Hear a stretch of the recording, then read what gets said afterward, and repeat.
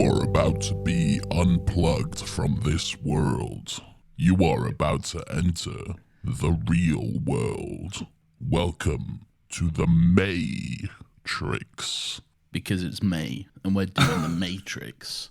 Yeah, I get it. I thought you were going to launch that into the Matrix song that you've got on a little button. I don't have it on a button. I play it from my iPad. I just put it up on YouTube and play it. I mean, we're not going to wait for that, are we? No, I'm not doing that. But anyway, welcome to another Happy Pod, the only podcast in the world where it's the most wonderful month of them all. It's May, so we're doing the Matrix. Hello, my name is Nathan James, Keanu Reeves Bauer. I'm joined by Lawrence Thomas, Hugo Weaving. How is Lawrence my name and also Lawrence Fishburne and you went Hugo Weaving? I could have also gone Lawrence Thomas Anderson as well. Lawrence Fishburne Thomas Anderson Height. Yeah. But you don't deserve to wear the moniker of Lawrence Fishburne. But I get Thomas Anderson, the lame version of Neo. What's going on? We are covering all 4 Matrix movies. We're all plugged in. We're jacked off and plugged in. Excuse me? You heard. We're what now? But before we get to that, Lawrence, we need to say, I've been frugal ever since last week when you told me I've earned a grand total of fucking 50 pence or whatever. I've been spending like there's no tomorrow. So Lawrence, please tell me we made some more money this week. Well, of course we have, because this is the most profitable show in the world. We haven't had any new any big brands. We haven't had any more. No Kentucky Fried Chicken. Yeah, KFC have stopped fucking with us, which is a bit of a shame. But that is not to say that revenue is down, Nathan. Ooh, okay. So currently we are looking at. And then we're recording this one earlier than we usually do as well. That's true. So it's only been a matter of days. It's not even a full week since the last one. So that's right, everyone. You're dealing with incorrect data.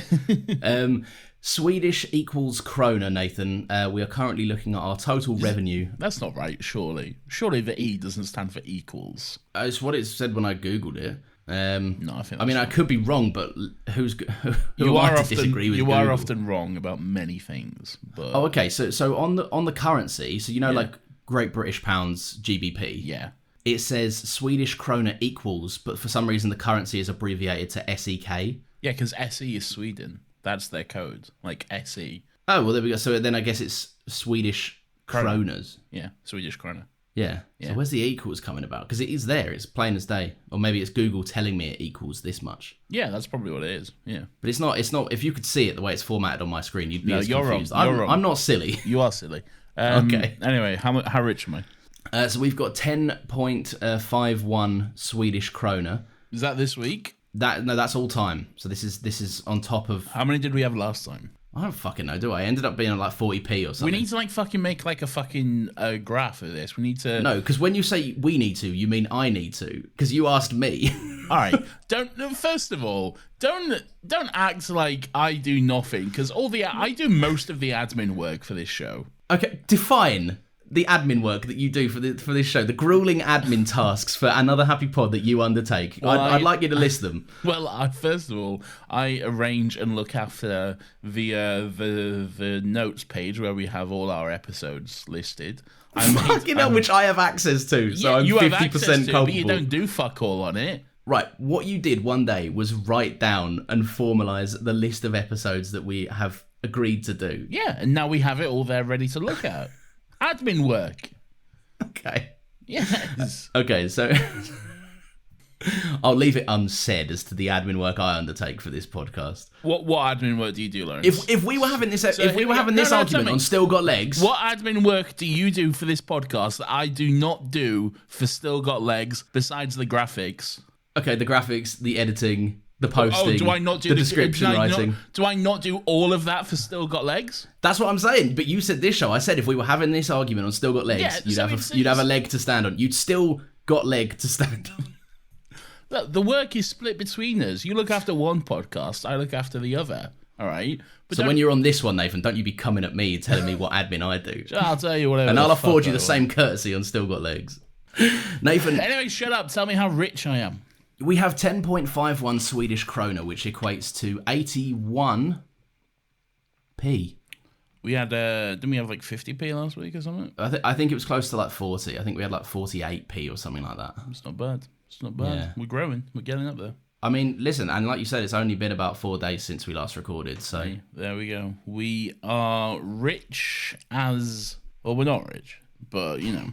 Pretty soon we're going to hit that 3 digits. Pretty soon.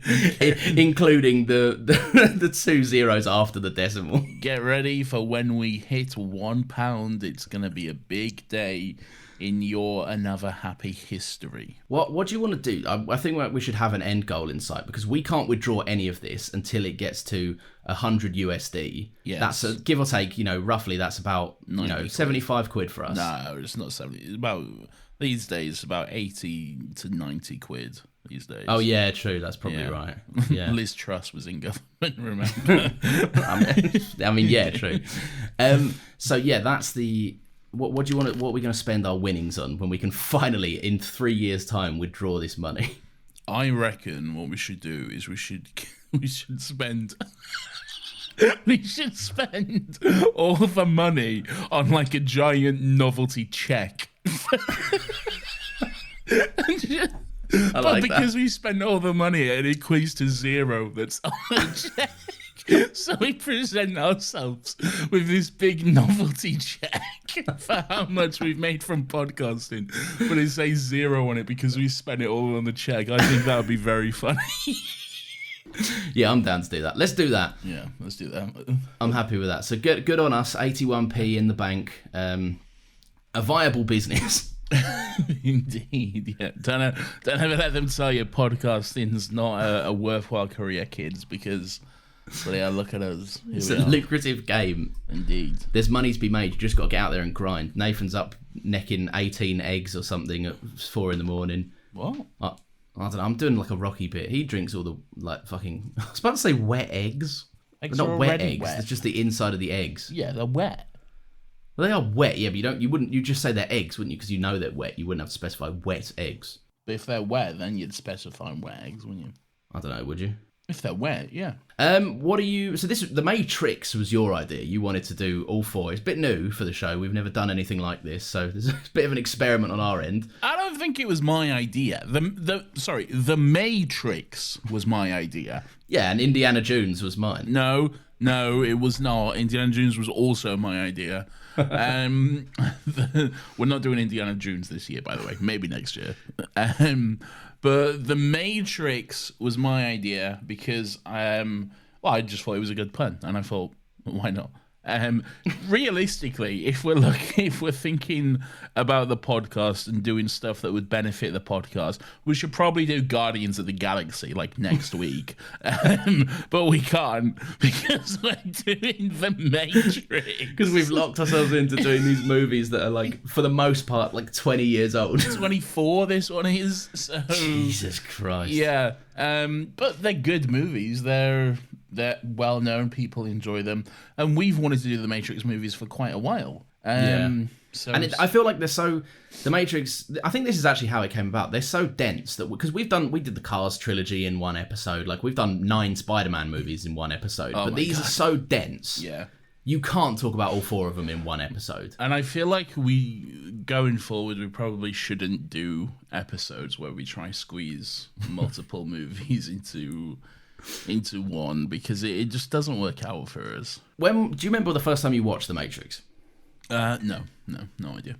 I don't either. I just know I've always had some degree of a knowledge of it since I can remember. I remember my dad had The Matrix on VHS videotape, and he would watch it quite often. It was one of his favorite movies. And I just, again, no idea when the first time I saw it was, but it was like pretty much every Saturday morning, Dad was off work. I'd just like wake up, stroll down to the living room, get my breakfast. Or Mum would make my breakfast for me. And then my dad would just be watching The Matrix, and I'd be like... Every weekend? Well, not every weekend, but most That's weekends. a dense movie to take in every weekend. He liked it, man. He really liked it. I don't do that with my favourite movies. That's something like, like a kid is like, oh, I always used to watch this movie over and over again, but not your dad. Yeah. Well, maybe not every weekend. This is a childhood memory, so fuck knows what was going on. Yeah, I don't remember ever first watching this. I remember obviously being a kid and like doing the whole bullet time leaning backwards kind of limbo arms flailing technique all the time. I remember like playing The Matrix, but I don't actually remember ever sitting down to watch it for the first time. You remember playing The Matrix? Not like playing it, but like you know, you'd have like a nice leather coat or something, and you'd be like, "Well, look at me," or you'd wear your sunglasses, your cheap shit sunglasses, and you'd be like, "Pretend you're shooting me," and then you'd go, "Whoa," and do the arms flailing thing. 4-year-old Lawrence in a fucking floor-length leather trench coat. I think I had one. I think my mum had like a nice leather black coat that I was like, "I'm Neo." Oh God, I had it on. It's good. I was cool. I was a cool kid. What can I say? But yeah, I don't ever remember a time where I sat down and watched it. What do you think of it? Of The Matrix? Let's try and keep it specific to this movie as well. Yeah, not like yeah. the We're not franchise. discussing the others. That's for the rest of the Matrix. I always have to emphasize that, otherwise, Yeah, I know. people just think I'm talking about the Matrix. The Matrix, the movie from 1999, directed by the Wachowskis, is one of the greatest movies of all time. It's up there with Romeo plus Juliet. I do think it exceeds Romeo plus Juliet. All right, well, let's not get crazy, but like, it's an all-time banger. There's no part of it which, is there? No, I don't think there's any part of it which doesn't hit. Really, it's from start to finish, you're hooked in, and it's just a great story, a great movie. I enjoy it quite a lot.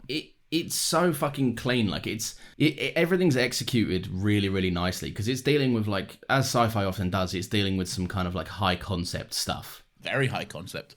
Yeah, and like to this day, is still a lot of stuff which not that I can't understand, but I can't. That's difficult to understand. You don't want to wrap your head around it. As far as we know, I hope it's not true to our world, but like.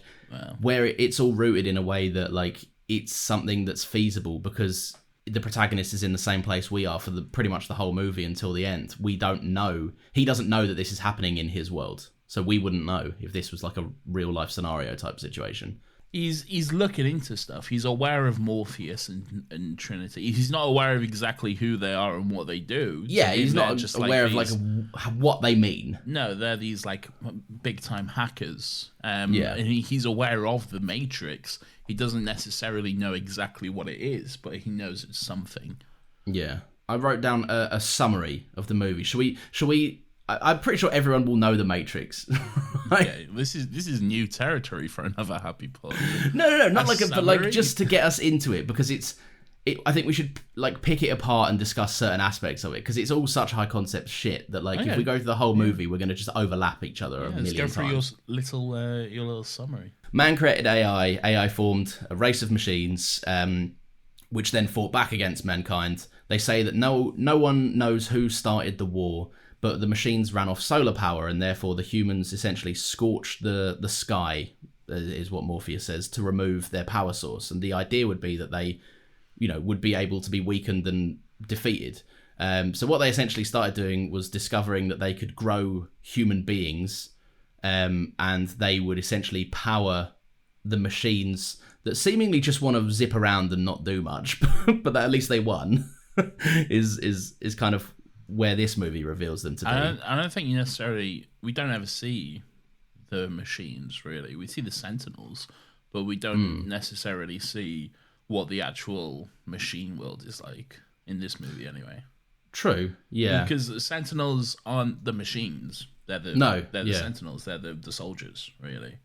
This everything in this movie has like 8 layers of like you thought you knew this but you don't. Yeah. There's in the Animatrix, one of the shorts there is about like how the war started and everything like that. And in that I get this is not necessarily accurate because it's just a fun, well, not a fun, but like a short little animation. So it's kind of open to interpretation. It can take artistic license and all that sort of stuff. But in that is that the machines are depicted as like little like 1950s style like robots, like little happy-go-lucky sort of happy-go-lucky, they'll just enslave Little mankind. dude. Yeah. Don't mind me just creating a mind-bending simulation for you to die in slowly. Yeah, exactly. Yeah, so then basically the Matrix serves as, he calls it a prison for the mind, essentially, to just keep humans subdued and somewhere where they can be essentially just harvested for power and energy. Yeah. Which is pretty horrifying when you just think about it. Yeah, it's pretty fun. The entire world is a simulation, just designed to keep you essentially docile, and you're living your life. It's to be honest, though, would it matter really? Like, if at the end of your life, here we go. If at the end of your Nathan life, Cypher Bauer. programmer. If at the end of your life you found out that everything was a simulation and the entire time you've been in a pod just like fucking being a little thing or whatever, and then you die, would it matter? Well, that's the movie is asking that question to a degree. It does frame it in a way that's like, I mean, yes, obviously people should be free and everything like that. Like, I get that, but just like to the individual who doesn't know, would it matter? And I think it's the concept you introduced me to, wasn't it? It's the Plato's cave thing. Plato, yeah. Plato, yeah. That's what I said. I said that the first time around. Okay.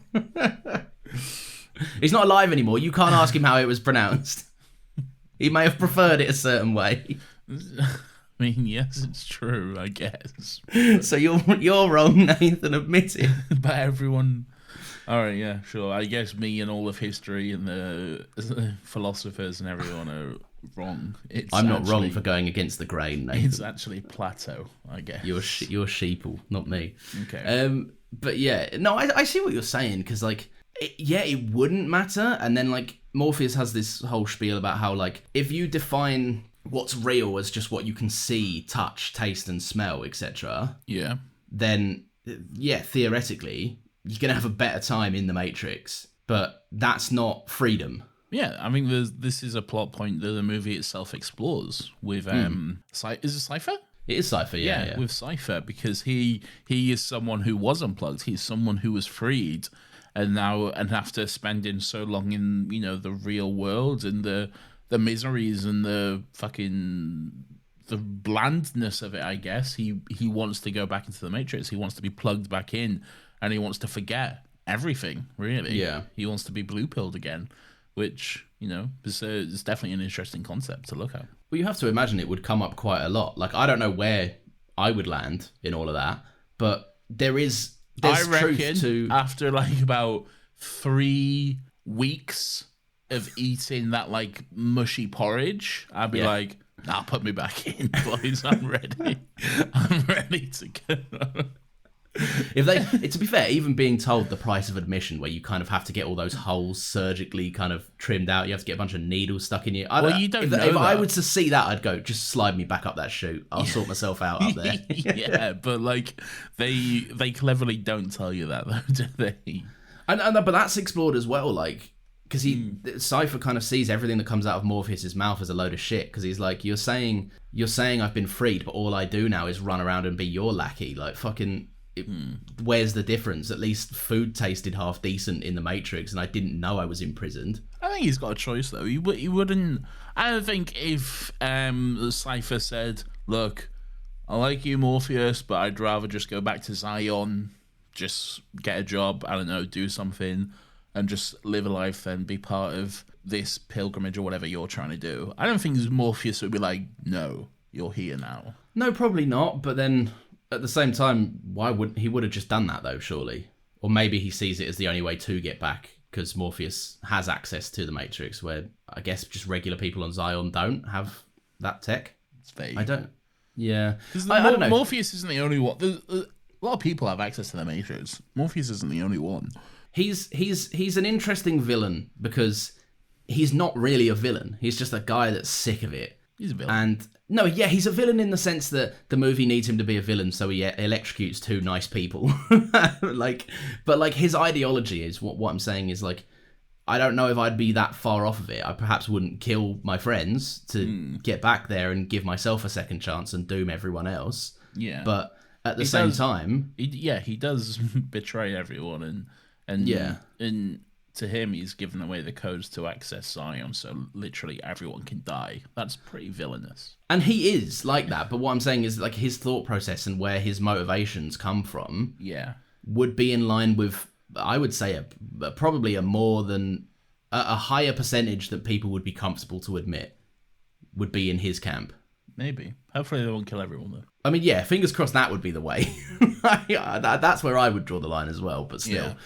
But no, I love that. And the movie's not subtle about it. It's just a really interesting, like, he is ignorance, like, incarnate. It's like he'd rather be willfully blind to this. Yeah. Because, you know, it's the... not to bring up Thanos in The Matrix, Nathan, but the whole Endgame thing of, like, you know, if a world is born out of blood but they never know it, then it doesn't matter to them. I think it's funny how you often say, I love Iron Man, and Yeah. I am the big MCU fan, and I don't like other movies. But yeah, you're the one who sees them more than me. You're the one who always references them, and all this. So really, I think you're the MCU shill. My Thanos point is correct, though. Tell me I'm wrong. Sounds like someone loves Iron Man. Stop derailing it. For fuck's sake. Yeah, maybe. I don't know. So you're on Cypher's side, is what you're saying? At no point have I said that. if anything, you've said that because you're saying he's not a villain and he's your mate or whatever. No, I'm not on Cypher's side. I understand where he's coming from. So what I really enjoy about this is you don't know what's going on when it starts. Like if you're watching this movie blind, it's like it's going to be pretty confusing. And you know, to try and figure out like what this world is, what's going on, who these characters are, and everything like that. I love the opening fucking scene with Trinity and just, you know, the chase sequence with the agents and the cops and everything like that. Just a really good fucking action-packed fucking opening to get you hooked and ready to go, really. And it's clever in the way that it's presented as well, because it does this thing where, like you say, if you have gone in blind on this somehow, then and you will be confused, but it gives you just enough clues as you go along. Like you know that they're all scared of, as they put it, one little girl. Yeah. And you know, when you're looking at like 50 plus police officers and a bunch of like secret agent type fellas, it's like, I'm sure you could handle this, but they're all concerned. And like the little things where like she seems to like operate beyond beyond the world's capabilities. Like she's faster than them. And then like you get to see that like the phone is important because the truck would rather smash the phone booth than crush into her. So like it gives you so many windows into the world. Yeah, and then you're wondering like, is she dead? What happened there? Did she disappear? Yeah. No idea, no clue. I often wonder, like, this is a time that I was alive in, but I had no concept of it really because I was so young and stuff. It's like the Phantom Menace and stuff. I was there. I remember seeing the Phantom Menace in cinemas and stuff, but there's so much history around it that I just don't remember, like all the fucking fanfare and all that sort of shit. But I would love to just know like what the reaction was to like all the like bullet time sequences, because that is really fucking pioneering for the time. This is what like fucking really kicked it off, really. And it's such in this movie in this time, it's such fucking groundbreaking stuff to have that shot, you know, the fucking 360 kick shot with Trinity. It must have fucking blew people's minds when they saw that. It has to have been, and like, because you're right, it changes the game, and I think it's so interesting that it changes the game in a movie that also changes the game. Like, imagine if this technique was debuted in some fucking piece of garbage movie. Like, what a waste. But like, slow-mo stuff has existed before, but never to this fucking level and quality. 24 years later, it shows its age a little bit, but it's so admirable for what it. No, but like there's some stuff in it that is a bit wonky, like the buildings crashing down and stuff. Yeah, but that's just because it's 24 years old. But like, but like I'm saying, it's so admirable, and they rooted it in a world where like shit isn't actually real. So if stuff glitches and looks weird, you're like, The Matrix. Like, I don't know. It's so clever. And then the filmmakers are there like, Yeah, the Matrix. Whoa. Yes, the 100%. Yeah, That is. we intended that. Oh.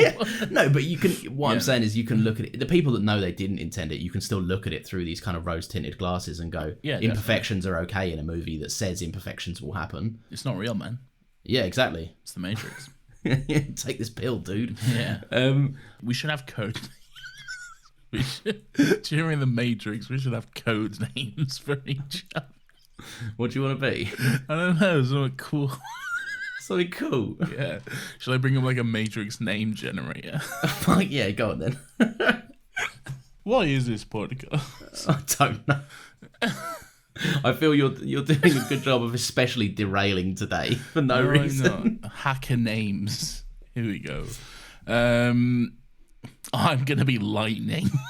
Oh, I mean that works. You look like Lightning McQueen. There we go. On this list here, Habitat, Veil, Vermin, Maestro. That's quite cool. Lightning, Charade, Drake, Mermaid, God's plan. Reaper, or Bliss. Any of those stick out to you? I quite like Veil because I recently got married and it sounds quite cool. You want to be Veil? No, but now you've said it, I think it sounds less cool. Okay. What can I be then? Well, Maestro's pretty cool. Yeah, but I thought you were going to take Maestro. No, I'm taking Lightning. Oh, Lightning is yours locked in? Yeah. Okay, I'll take Maestro then, yeah. I can find some more. I just like the idea of you calling me Maestro for a month. I don't know if I should do that, actually. I refreshed. Oh, here's one for you. Patriarch. Good. Very good. No, I'm not being that. Give me the next one. Prankster. Mania. Me and Barney. Tinge. Moonlight. Catch-22. Savant. And Lynx. Imagine how annoying it would be. Lynx. Imagine how annoying it'd be. You're in the middle of a mission. You're like, Catch-22. Catch-22, come here. I'll be Lynx. I'll be Lynx Africa. Lynx Africa. Yeah. Are you sure? No, perhaps not. Okay. Thought about that one, did you? Yeah.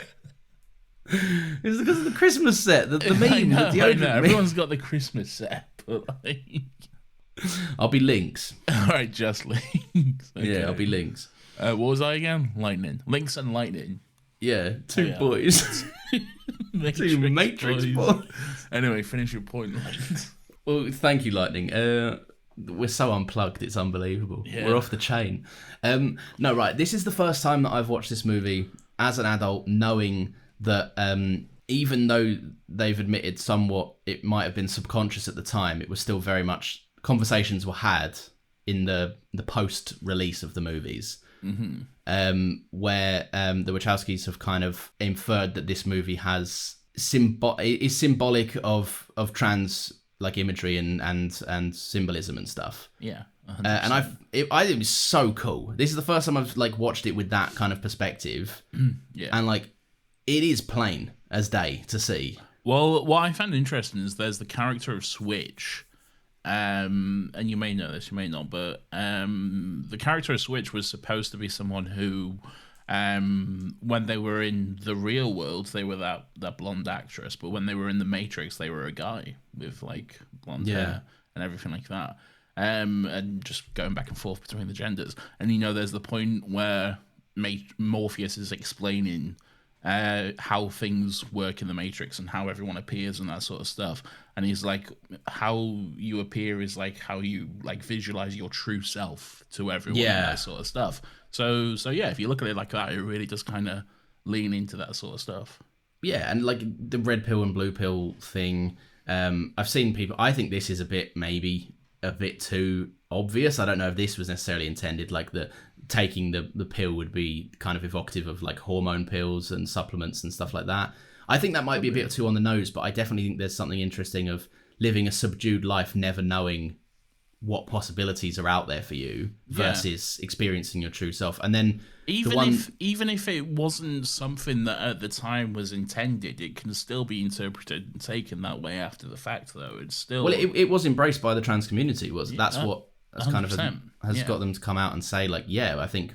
And I find it so genuinely fascinating and amazing that at the time of making this, the Wachowskis, they may not have. I don't know their full story, but they may not have known they were transgender. They may not have been aware of their current. They may have been struggling and dealing with this sort of stuff, but it wasn't something they were actively trying to pursue. And I find it just so fascinating how both of them are transgender. How how one of them came out first and transitioned first, and then their sibling was supportive of that, and had no issues, and then later they did the same thing and transitioned. I don't know. I just find it so for something that happens to such a small percent of the population, the fucking coincidence for it to happen to twins is fascinating, really. I like the idea of two filmmakers exploring those feelings through a film that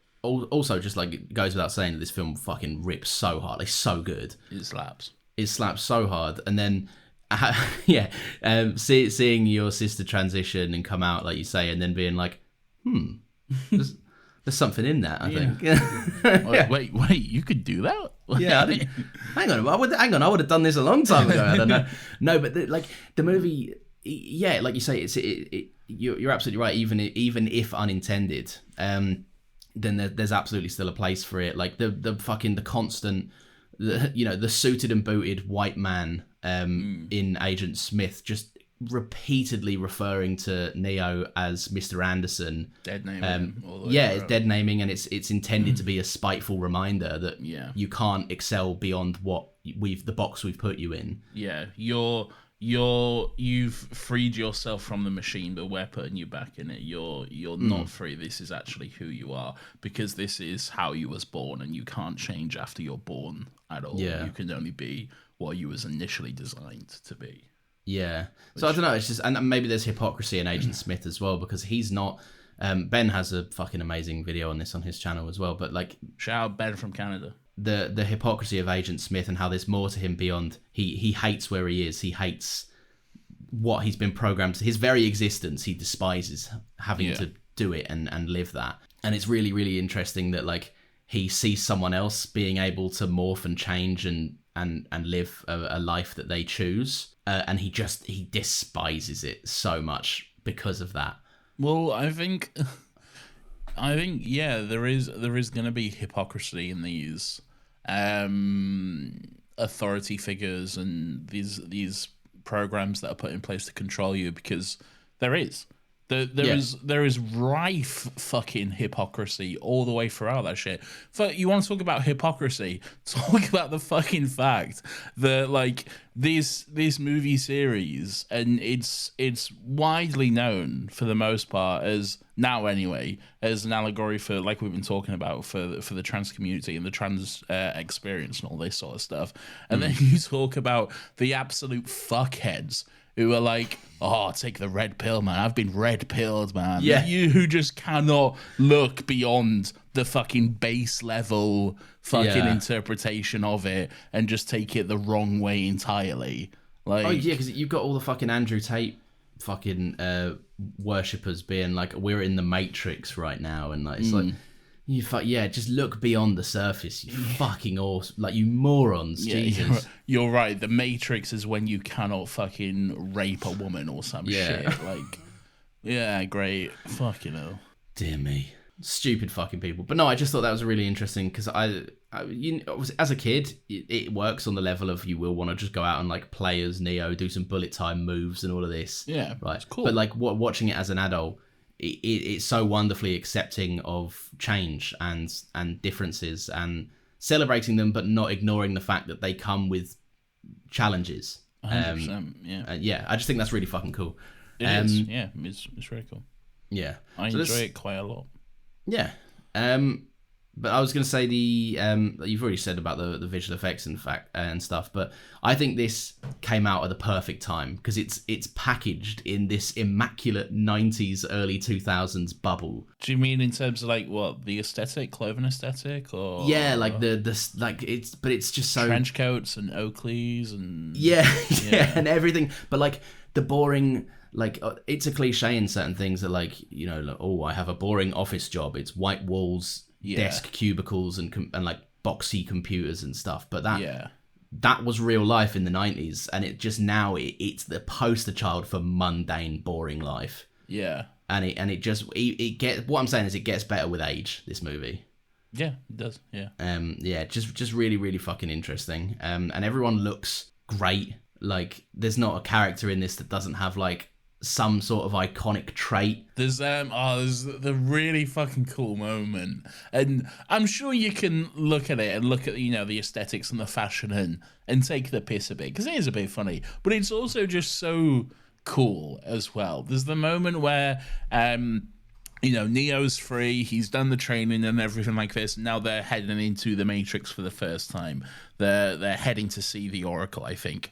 So there's the shot of like everyone in their like little seats getting ready to get jacked in and stuff like that. And the camera's cutting between them, or it's like spinning around the room as it cuts between them. The phone in the Matrix is ringing, the camera is spinning around, and then it goes all the way around the phone, and you just see the group of them all sat there. They've all got their leather trench coats on, their sunglasses. They just look cool as fuck, man. It's just so, what they look like is a concept.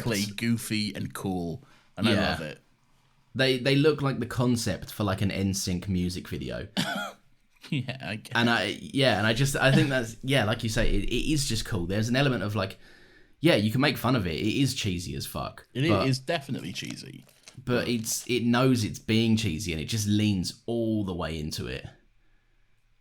Which is really cool. I think throughout this as well, like, because you said earlier, like, you kind of, if you don't know what this is about, the plot starts to unravel quite quickly, but it is intentionally kind of elusive and vague. Yeah. Until the big Morpheus thing, which we'll talk about, because I'll be damned if that isn't one of the finest scenes ever put to film. It's so good.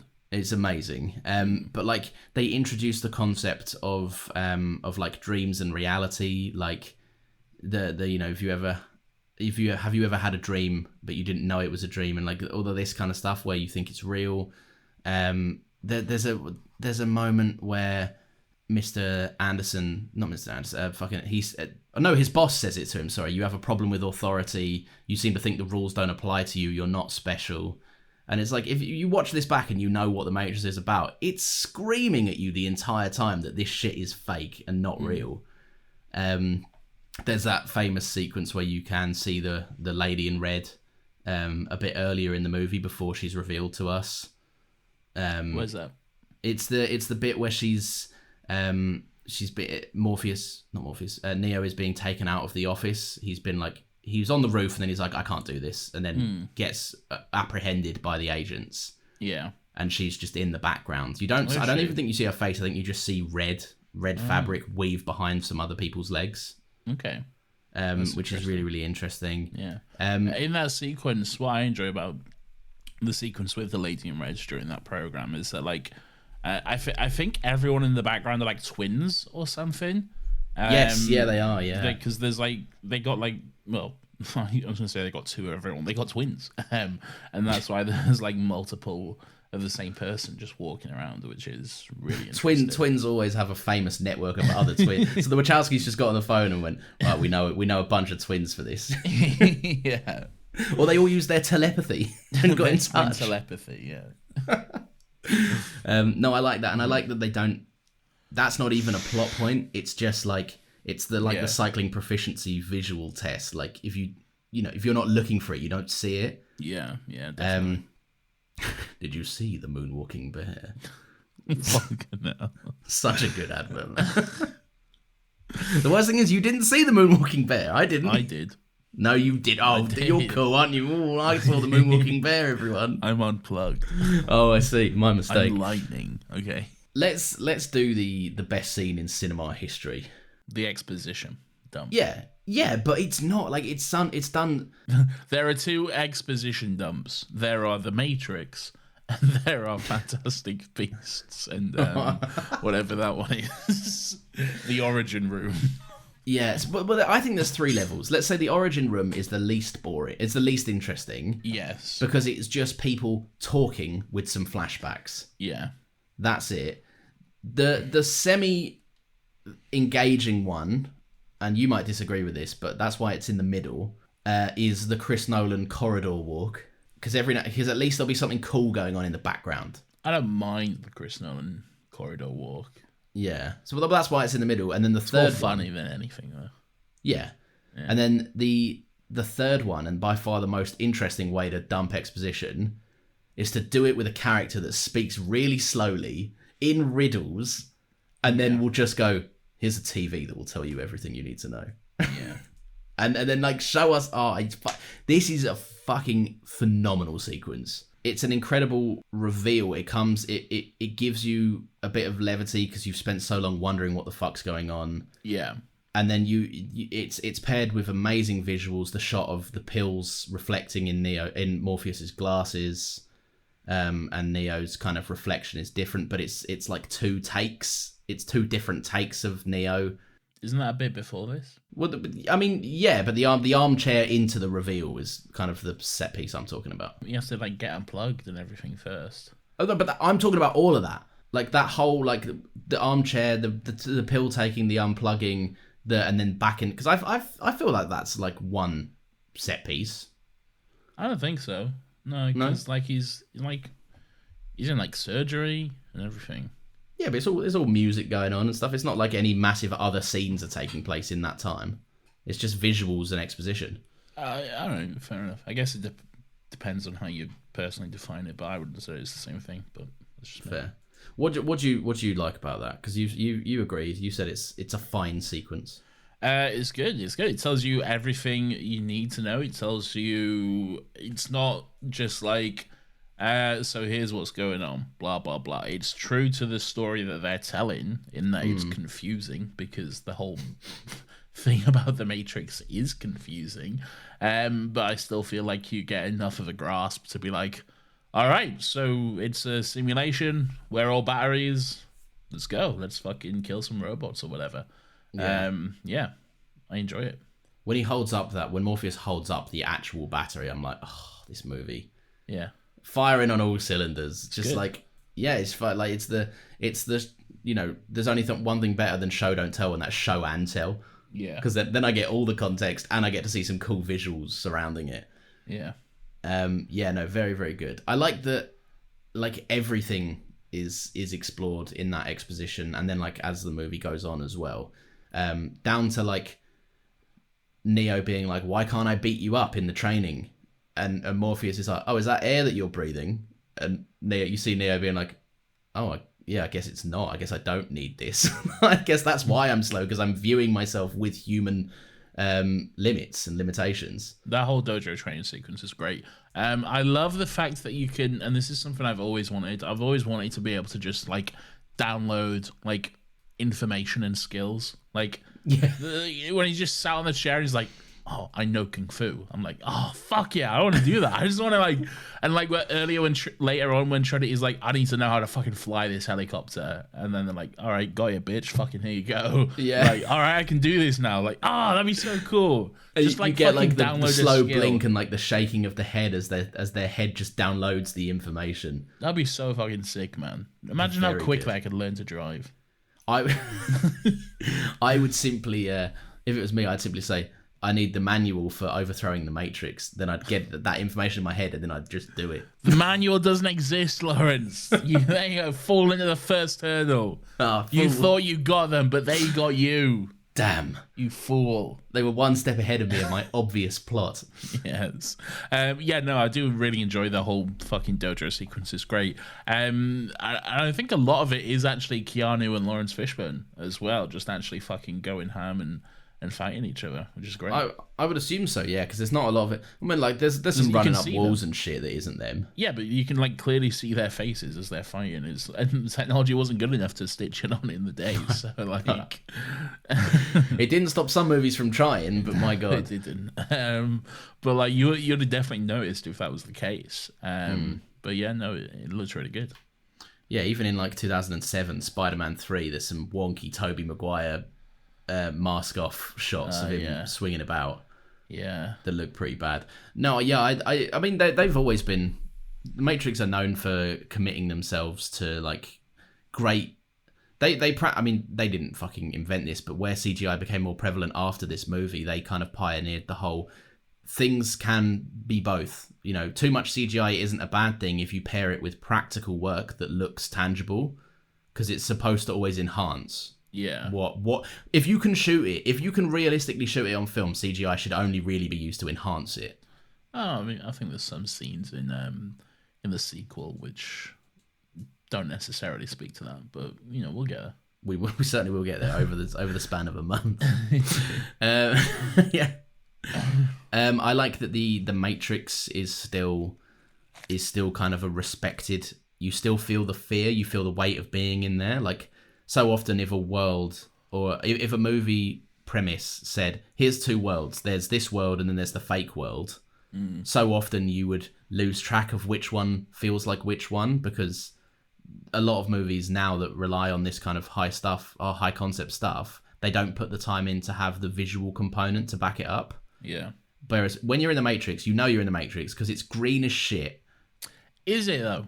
Because it is green. It very wasn't green. for me. It wasn't for me. And I remember the thing about like when you're in the Matrix, there's like the greenish filter over it. When you're in the real world, it's just like normal or whatever. I don't know if it's the version I watched or something, but that wasn't the case for me. It looks normal all the way throughout.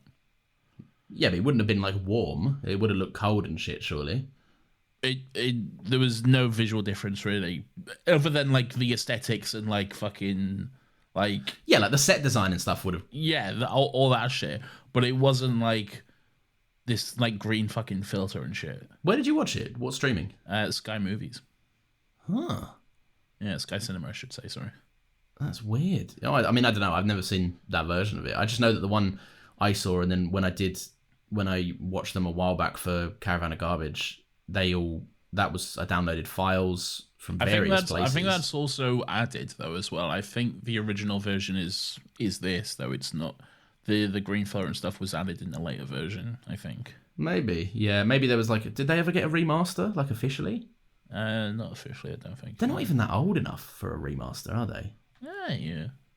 Like, yeah, I think like the 80s is when most things get remastered. Star Wars Remaster came out 19 years after A New Hope.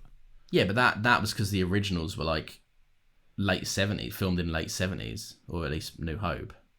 So that needed one, whereas this was filmed on the cusp of 2000s, early 2000s. A lot of movies nowadays, they wouldn't put the time in to visually represent that you are experiencing two places, but then like they establish it with rules as well. Like Neo explicitly states, like if it's not real, then I'm not going to be able to die there. And Morpheus is like, oh no, you're dead. Yeah, you die. You die in the Matrix, you die in real life, and it's because it reinforces the hold that the machines have over the imprisoned humans in the Matrix, because it's like your mind is entirely dependent on the facts that you know, and you only know them from the Matrix. Why would they do that? If they like need well, the machines, Nathan, because they're evil. No, but like if they need batteries, and if like that's their source of power, why would they be like, oh, if you die in the Matrix, you actually die, and then that's just a battery gun? Why wouldn't they be like, and this is nothing. This is Nathan nitpicks a stupid thing. But like, wouldn't it be, if they're using it for power, wouldn't it be better for them and more efficient, I guess, to be like, oh, you died. New game, start over, and then you're born again. It shows the thing, they like harvest the goo when you die. They just put it back into another human. It's still a waste of a battery, though, isn't it? Well, I mean, no, if a battery makes a battery. It doesn't make a battery; it feeds a battery. Yeah, I suppose. Yeah. I don't know. Ask the Matrix. Ask the alien Matrix. When you said why do they do it, I thought it was like Morpheus would be like, stop it, this is mean. No. Nasty boys. I said it's a nothing point, it's just silly. But I know what you're saying, but yeah, I it doesn't ruin the movie at all. It's still fucking kick ass. Yeah, true. What I like and this is kind of speaking on Agent Smith and the other agents as well, the reveal in the conversation that there was a first Matrix. This is actually the second iteration of the Matrix. Well, they never specifically say it's the second, because there's hints. Oh no, yeah, that's true. There's hints in later movies that this is possibly a later iteration.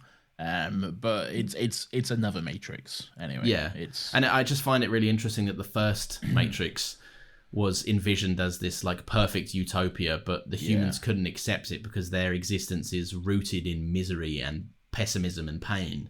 yeah, I'd accept it. I mean, personally, I'd be fine with it. Yeah, I'd be like, this is where I belong. This seems right. Yeah. What is your perfect utopia? Is it Palm Springs, little Lilac drinking a few little stubbies in the pool? My perfect utopia is like a decent sized house, probably like a 3-bedroom house in the countryside, miles away from anyone else. No one around me for quite a while, but still somehow great internet. But still somehow fucking top notch, fucking at least gigabit internet, and also I can get Deliveroo and Uber Eats and shit. Yeah, of course. Yeah, so that's it. Oh, that's it. That's all it takes to keep you happy. As long as I got that, I'll be your battery. I don't care. Nathan, I actually think that you can get a good 80% of what you're after in prison. Not a 3-bedroom house. I mean, technically, it's got loads of bedrooms in that house. Yeah, but I gotta share it and all that sort of shit. Like, oh yeah, you did say without anyone else around. Yeah, internet. I'm not getting Uber Eats in prison, am I? No, but if anything, this is a stupid fucking. Your comparison is stupid, Lawrence. It makes no sense. My perfect utopia is just being there with you. Is to be in one of your 3 bedrooms. What are you using those 3 bedrooms for? All right, one's my bedroom. Yeah. One's an office. Yeah. One's a guest bedroom. But what are you using an office for if you have no job or work? This podcasting. Oh, so in your utopia, you still have contact with like the outside. Yeah, I gotta do another happy pod. Oh, okay. So yeah, another happy Matrix. We gotta do our podcast, obviously. Imagine in the Matrix, we're doing a podcast about the Matrix. Look, I don't like it. That's the plot point of the 4th movie. Like the fucking. It's true, yeah. If there was a Matrix, the best way to convince people there wasn't a Matrix would be to make a series of movies called The Matrix. Oh, I don't be like there you go. But we'll get there. Yeah, we will. Oh, I'm not looking forward to that conversation. That's going to bend my brain. Yeah, so I like that that element of it. They just couldn't accept it. Yeah, I really like that conversation as well with Hugo Weaving. Great. Oh, he's so good, man. Oh, he's phenomenal, yeah. And I love the moment where he's talking about how much he fucking hates the Matrix and he hates the stench of humanity and all that sort of stuff. Or why Morpheus just looks like he's either dying or having an orgasm or one of the two. Like, his eyes are rolling back and everything. It looks very uncomfortable or pleasurable. But yeah, just a great scene there. Yeah, just a good kind of like, it's not even a back and forth. It's just Agent Smith having a moan. Yeah, yeah. And I think that's the crux of what Ben's video is about, is that specific scene in general. And then the moment where the other agents walk in and Agent Smith just quickly like, oh fuck. And then like, yeah, what like he's been caught having an affair or something. No, don't worry about it, boys. Very good.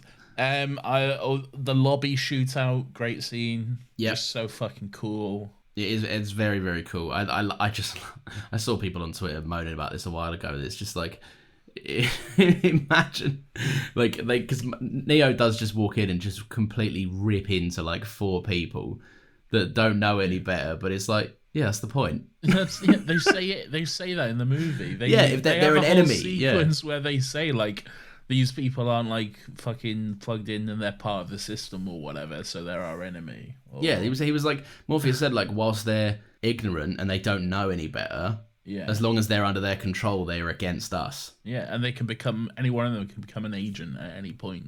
Yeah. So, but yeah, no, I just found that quite amusing. But that is a fucking incredible fight. I like that Trinity is like, I love the idea that Neo has pulled out. He's basically downloaded the entirety of WikiHow into his mind. Yeah. And then he's like, I know how to solve this. Just gonna fucking rip out 2 pistols and just shoot some people. Like, fucking throat kick some people. Like, Trinity is bending all over the gaff, just fucking choking out people. And that speaks to it, because I do love the moment where they're like, they're getting ready to go back in to rescue Morpheus, and like Neo's fucking getting ready. And then Trinity starts doing it in Zord's like, what are you doing? Trying to be the big stoic, I must go, you stay here, I will protect everyone. And she's like, no, fuck that, fuck you, I'm going. I've known him longer than you, cunt. All right, so I'm fucking going in. Yeah, stop thinking that this is your mission. Like, bro, he's my friend. Exactly. I love that moment. It was so good. It is a very, very good moment. And it leads into they rescue Morpheus, and they have the subway fight, which is so good. It's so good. Like, I love that it starts off like a fucking duel, like a fucking cowboy western duel. Even have like fucking newspapers blowing in between them, like the old western dust bowl and everything like that. And then it goes from western movie to samurai movie when they start just like fucking diving at each other and doing all the fucking kung fu and shit. So good, yeah, man. And then when the train comes in, it becomes a Fast and Furious movie. Okay. No, but what I'm saying is it's crazy, like the mileage that they get out of one location and two actors just having a fight. Like, it's not boring. It's not Hobbs and Shaw. Let's mash each other into walls that will shatter. It's more a fight of like ideologies. Basically, it's very, very clever. There's two things I noticed, and I'd kind of forgotten about, that I think it's quite mental that pop culture steals from the Matrix as often as it does. Yeah. The that big fucking bullet time dodging sequencing was in probably like every movie from 2000 to 2005, probably. Yeah. Oh, absolutely. And they is it Shrek? Yeah, but Shrek's more of a nice homage. That's more of a reference rather than they copied it. You want to talk about copying the Matrix? It's Daredevil 2003. Oh, yes, 100%. Yeah, that I think is we even fucking mentioned that relentless. In our Daredevil episode, which you can listen to. The stuff that seems less obvious, I've noticed, are still parodied and played up for, taken as concepts and put into other things. Like the Neo sneaking out of his office as the agents chase him down whilst Morpheus gives him directions on the phone. Yeah. That is now a common mission type format in Call of Duty. Is it? It's in Call of Duty. You specifically, you watch from as the player, you would watch from CCTV cameras, and you would tag where it's safe for the character to go to. Yeah, and if you get them shot, you get them shot. That's in quite a few games. Yeah, the Spider-Man does it a fair bit. Yes, it does. Other stuff probably. Yeah, but what I'm saying is that essentially that sequence birthed a stealth sub format. Yeah, that you get in a lot of games. There's the fucking, how are you gonna call anyone when you haven't got a mouth? I don't know how I didn't see that Doctor Strange stole the entire fucking scene. Yeah, pretty cool in Doctor Strange though. Yeah, I mean it's good, yeah, but still, like, but what I'm saying is, it's like in those movies and the Call of Duty stuff and the other games in general, it's less of an homage, more of a just that worked, we're gonna take it. Yeah. And it's crazy that like 24 years on, it's still being taken. I don't think there's anything wrong with that, really. No, I don't either. I just think it speaks to the influence it had. Yeah, pop culture is always borrowing and taking things. Like fucking Star Wars is just Flash Gordon, Dune, and like, I don't know, something else mixed in there.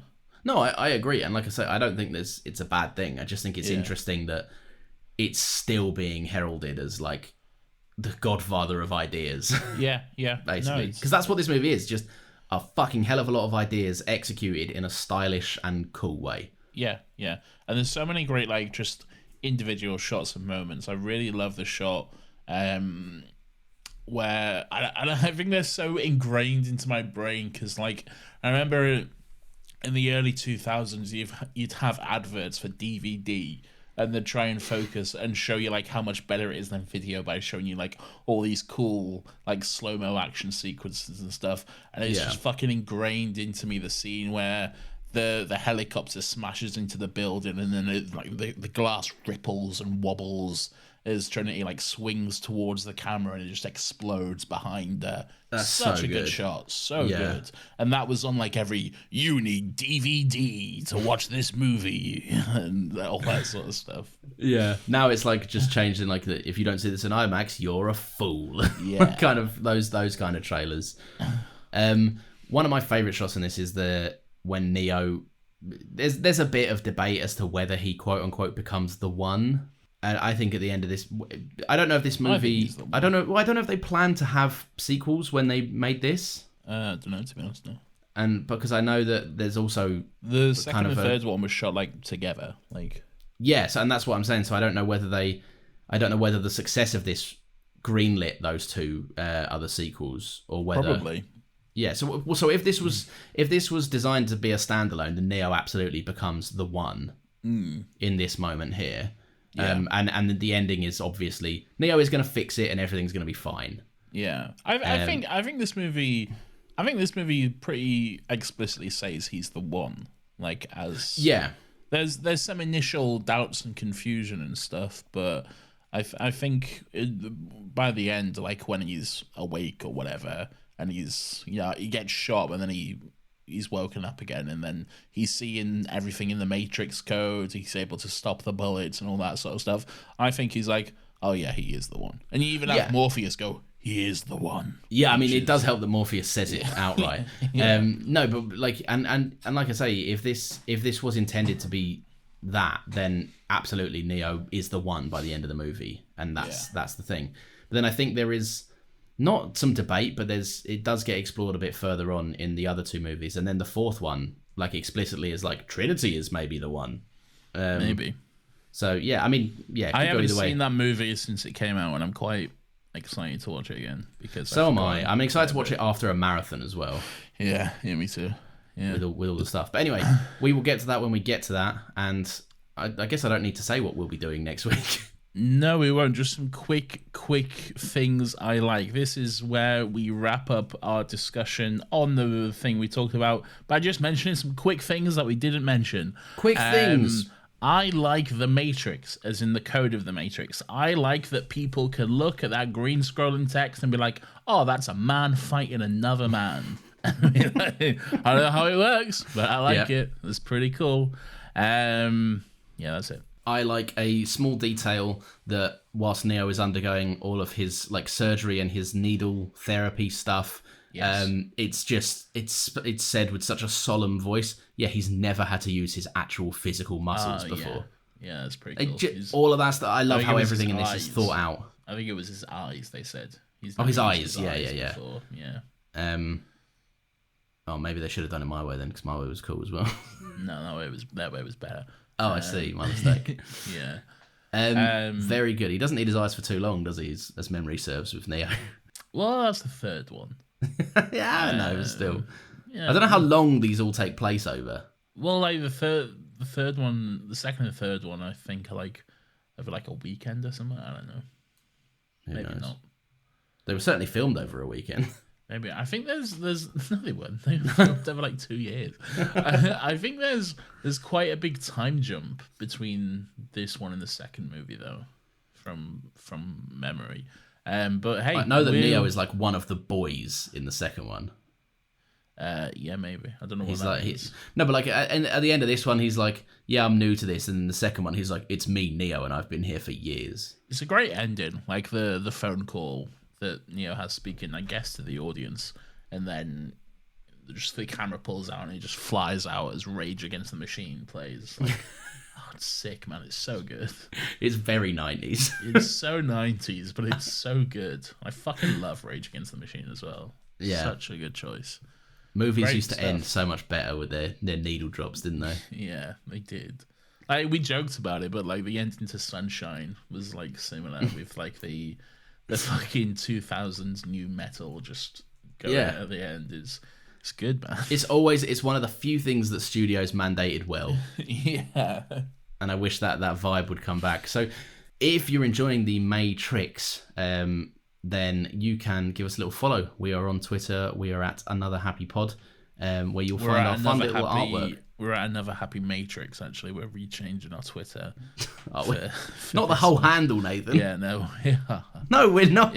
Yeah. So if you want to get Another Happy Pod whilst we're on Another Happy Matrix, now's your time. Fuck's sake. Don't change that, please. We expect it to be there when we come back. And you can see the little icons we have for lightning and links. So they're Oh, yeah, I forgot. Yeah. So they'll be there having a bit of fun. You can also review this podcast, but I don't know how, and I wish Lightning would tell me.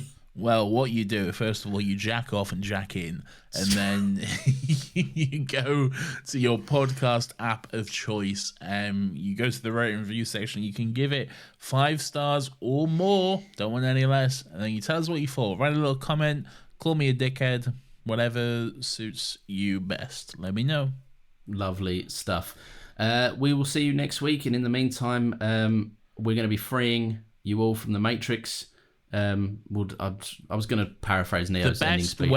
The best way to get free from the Matrix is to go and listen to Still Got Legs, which is available every Monday at 10 a.m. And once you listen to that, you'll be free. Doctor Who time for free. You all right? No, I thought I had something to say, but I didn't. Yep. Okay. I hate ending these. I can tell. All right. Well, I guess that is that. Peace out, boys. Bye. Do we play this at the end? I don't know. Yeah, we normally do. All right. Well, let's play it.